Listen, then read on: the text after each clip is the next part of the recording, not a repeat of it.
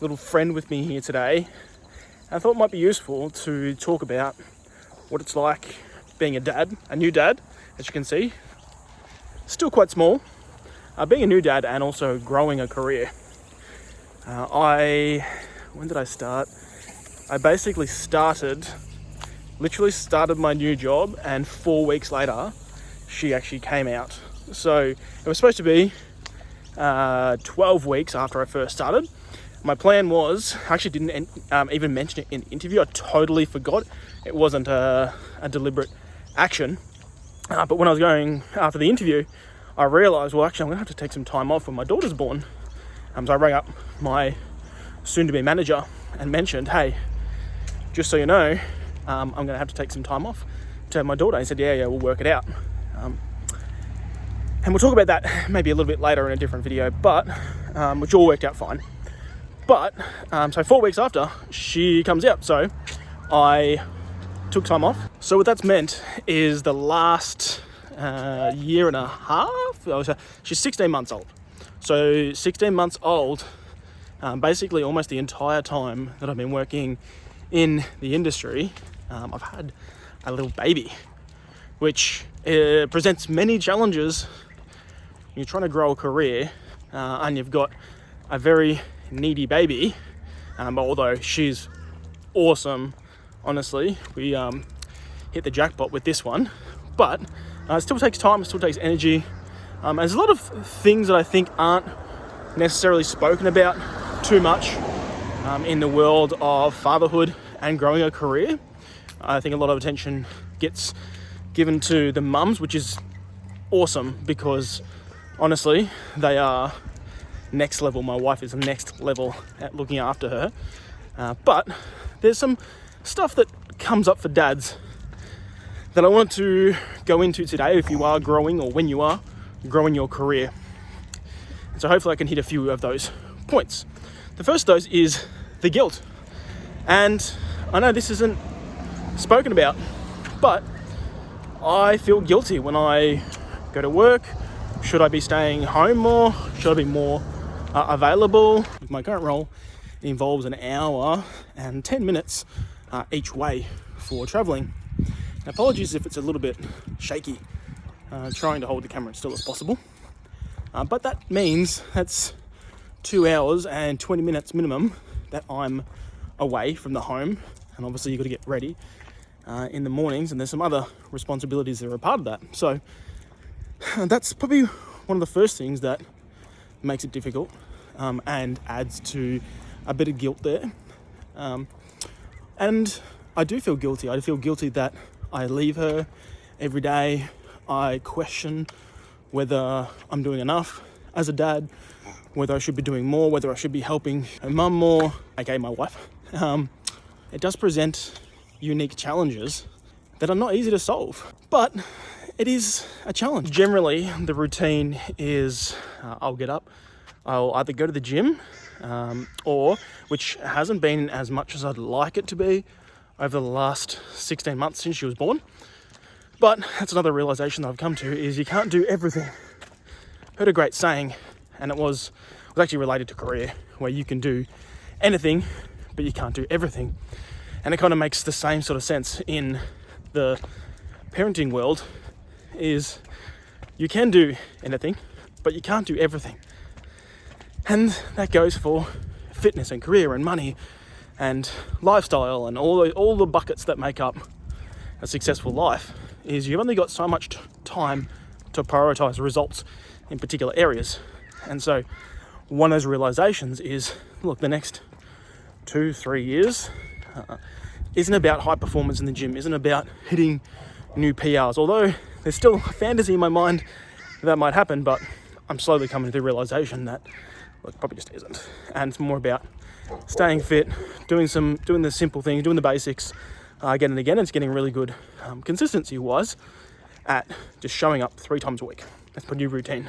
So that's sort of get up, do the morning routine thing, get ready, get on the train, then I'll do some writing on the train, clear the head, or some reading, depending on what book I'm looking at, spend full day at work, and then I'll come home and basically then the new routine starts.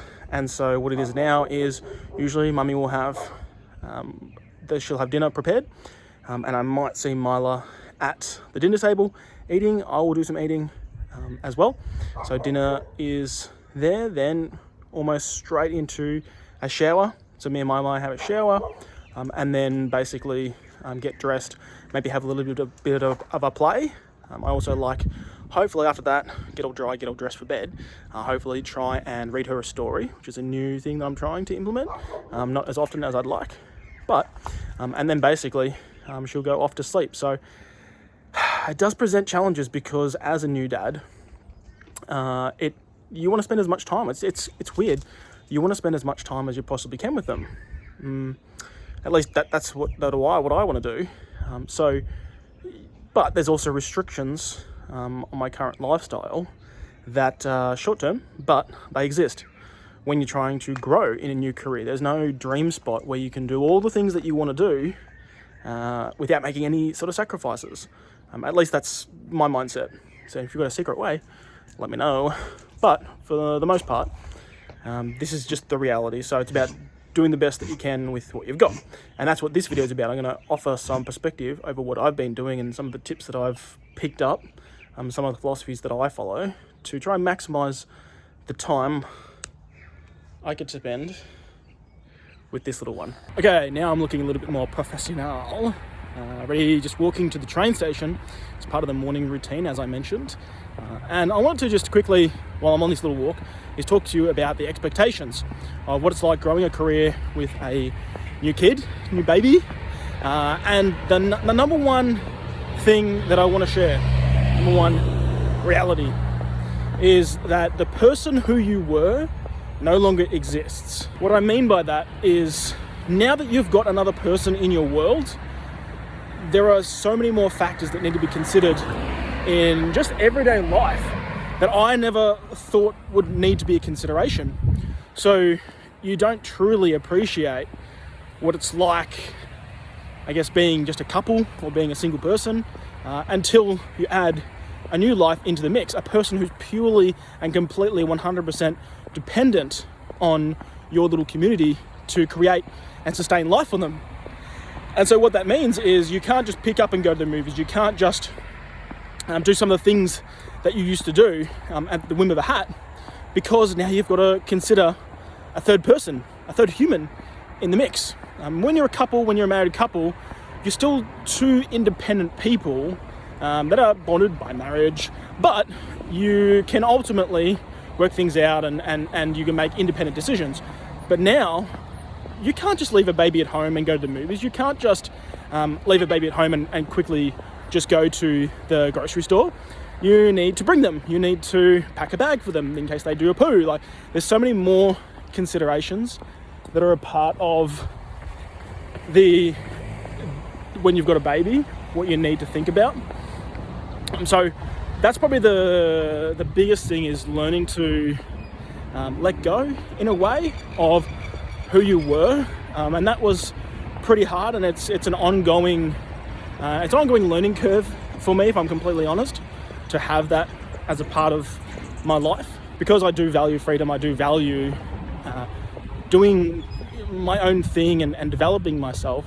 It can be a little bit of, like I said, I'm repeating myself here, just an ongoing learning curve of factoring in a second person. So one of the things that I did that really helped was define what success looked like for me as a father. And so when I do this in defining success, I try and distill what it would look like into one word. And so for that, in my professional life, I want to be a trusted advisor. In my husbandry life, or in my marriage, I want to be a loving husband. And in parenting, I wanted to be a present father. And so my magical one word was presence.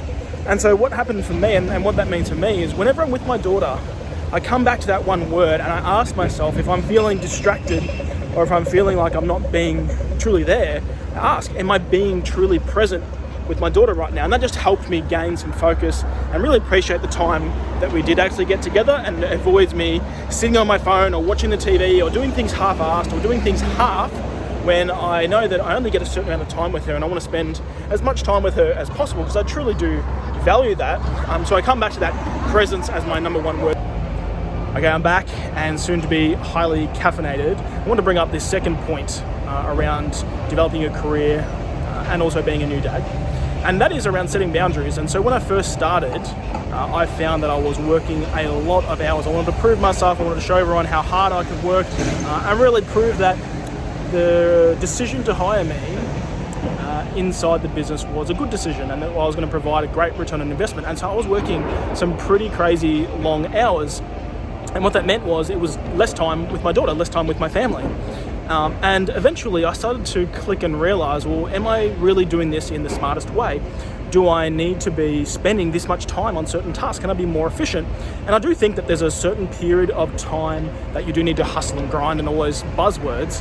But I also think there's realizations that you need to make around, maybe I need to be more efficient, maybe I need to set some boundaries, because the reality is, however many hours, it's not hours worked, it's results produced.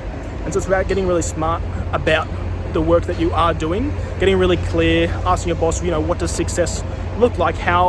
What do you think is the difference between someone good in this role and someone great in this role? And ask them to define what that success looks like, so then at least you've got a benchmark to work towards. And what it was really about for me was the opportunity cost.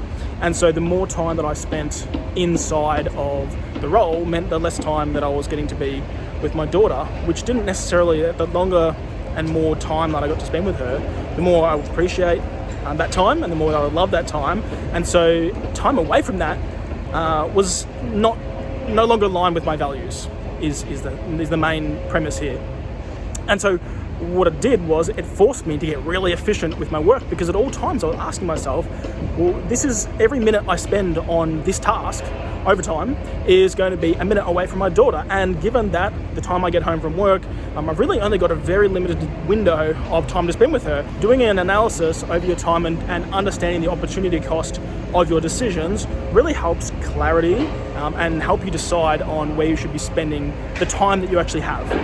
I guess the last thing is you're not always going to get it right. I certainly don't always get it right. I spend times of questioning whether I'm being a good dad, whether I'm being a good husband, whether I'm balancing that, whether I'm performing at work to the best of my abilities. Should I be spending more time there? Should I be spending more time with my family? There's a constant questioning that can occur from time to time in being a human being and having those emotions. And the main thing that I try and do when dealing with that is really just to accept that I am human, that I am going to make mistakes. But really, I think the value of reflection and looking back, I'm really big on reflection and journaling and asking myself, can I be doing better or can I be doing different? Really, it's probably a better question. And asking myself in my journal, what else do I need to be doing? What do I need to be aware of? Because sometimes in the ongoing daily life of what you're doing when you're trying to achieve certain things as an achiever, inside your career, inside your life, is you are going to find that you do lose focus on maybe what's important or maybe what's aligned with your values. The more that you become aligned with what's truly important to you by reflecting on what's truly important to you and what provides the most value, the more that you can actually spend time doing those things and ultimately lead to a fulfilled life. So I hope that's helpful.